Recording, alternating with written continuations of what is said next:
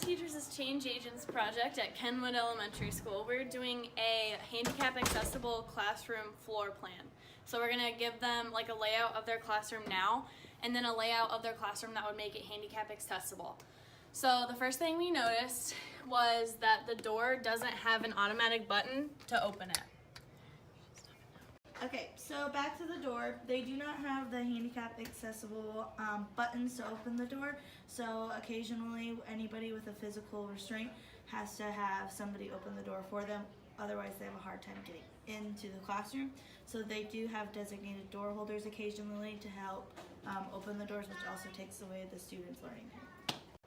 This is their current layout. So this is right from the front door, which is where we were. Right when you walk in, as you can see, there's not a ton of space. There's some boxes there that just didn't get put away yet, mailboxes, etc. And then as you look into the classroom, there's a bunch of different groups, big groups of desks.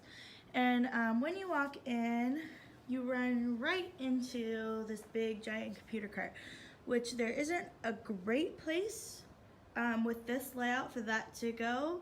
And if somebody were to come in here with a wheelchair or some other physical restraint, that might be a pain in the butt to move around. Or sometimes this door is also open to where it blocks where sometimes the kids need to go. It's right by this sink. I will say that the sink is in a good position for somebody with a wheelchair restraint. Now it may be difficult to reach for the paper towels or the soap since it is against the wall, but the sink is automatic, so they can wave their hands and still be able to use that. Our main focus is rearranging the room so that everything is more accessible. The biggest thing right now is the desk layout is very spread out, which is nice for space, but then also takes up more. So the aisles, I mean, I can walk down them, but someone in crutches or a wheelchair, they're gonna have a really hard time getting through here. So they'll mainly just be able to access this main walkway from the door. So we want to rearrange the room so that it's a lot more open floor plan and everything is more accessible. This is our current classroom, and as you can see, this is the cashier table that we decided to move and create more space for our classroom.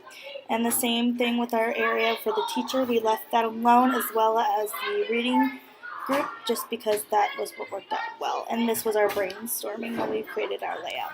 Okay, so this is our new floor plan for handicap accessible. We kept things like the trampoline and the computer cart, but we moved the computer cart. It was over here, and we moved it to there where there was more room. What was in this place used to be this table, and there was an extra table, actually this table right here, and we got rid of that and because it wasn't very necessary, and we moved that table to here. You'll notice that the table is slightly far away from the wall. The wall's back here, and that is so that there's plenty of room for anyone to access the back of that table if they need more room. We broke the desks up into groups of 4, and we spread them out. So they're smaller groups and they're more spread out so that there's plenty of room in the aisles between all of these.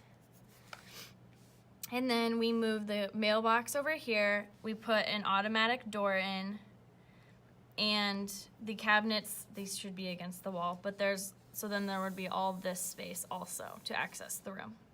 And then in the front of the room, it's a short carpet. So the hair on the carpet is very short, so that's easy to access and go over it. And it's not a tripping hazard. So then there's also all this room in the front of the classroom.